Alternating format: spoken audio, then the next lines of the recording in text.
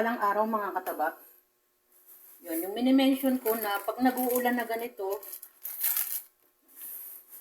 wala akong ginawa kundi magluto. Kasi yung mga anak ko nandito sa bahay, nakastock. Tapos dito gagawa naman ako ng inangit. Sa Kapampangan, madalas tong ginagawa. Bukod doon sa sampelot. Nagdagdag pa nga ako, dapat kalahating kilo lang eh. Kaso, na yung pinsan namin at saka yung lola na yung dara namin or yung auntie namin biglang na penge o syempre dagdagan natin. Ito yung inangit na walang lasa pero pwedeng isawsaw sa sugar, mas maganda kasi pwede naman yung parang normal na suman lang. Tapos nagpakuha na ako ng dahon ng saging, nalinis ko na yan. Ang gagawin natin dyan, hugasan lang naman natin yung malagkit para tayong nagsasaing lang. Tapos, isasalang ko yan sa rice cooker. No, habang sinasalang ko yan, saka natin isasalang ng pangalawang salang sa kalan naman, no? Gamit naman itong dahon ng saging. Mas maganda yung medyo may tutong. Mas masarap kasi. So, ganyan yung gagawin natin sa ating inangit. Hintay-hintay lang kayo at makikita nyo yung susunod na procedure. Yan, no? Nasaing ko na. Mas maganda mga kataba yung hindi masyadong malambot kasi mas masarap yung inangit pag hindi malambot yung pagkakasaing. Tansyahin nyo na lang depende doon sa klase ng malagkit na binili nyo. Yan. Naglagay ako ng konting salt na kalimutan ko sabihin. Yan. I-ready ko na yung ating dahon ng saging. Hindi ko na yung pinapainit. Kasi yung niya, maluluto na yung ating dahon ng saging. Naririnig nyo yung ulan.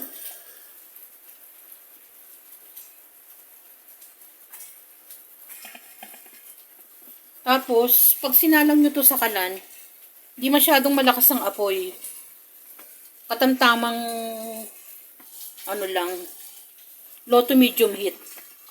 Hanggang sa magtutong yung ilalim. Wala akong nilalagay dyan na pampahid. Basta't ganyan lang mga kataba. Sabi ko nga, para lang tayo nagsasaing. Yung parang meron pang mga konting hilaw. Okay lang yan. At maluluto yan ng matagal. Ang ipang tatakip ko rin dito is yung dahon ng saging. Yan, balikan nyo ako habang nilalagay ko siya dito lahat. Pwede kayong magliwali kung gusto nyo. Dahil matagal ko tong isasalang sa low to medium heat.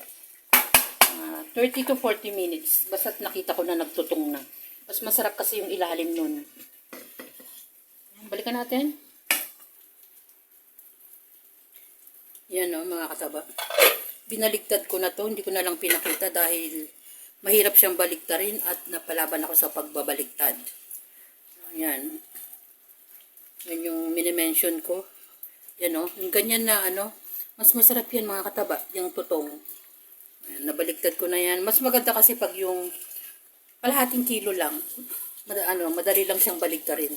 Pero pag ganitong mga 1 kilo yung niluluto natin, mabigat kasi siya. O kaya, pero halos paluto na to kasi nabaligtad ko na to eh. Tinututong ko lang. Halos luto na yan. Pag ganitong nag-uulan at lahat ng pamilya natin ay nasa bahay, isip ka ng isip kung ano yung pwedeng gawing merienda.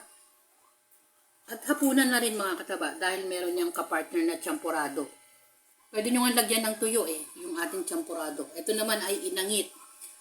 Samahan nyo ng kape. Naku, napakasarap sa malamig na panahon. Wala tong ibang ingredients mga kataba. Asin lang yan. At ito na yung konting asukal. Mababalance na yung lasa niyan. Nasa pagluluto din, mas maganda hindi masyadong malambot. Yan yung ating simpleng inangit. Enjoy, kumain, at maging masaya. Salamat sa panonood mga kataba at mag-ingat na naman dahil yung panahon natin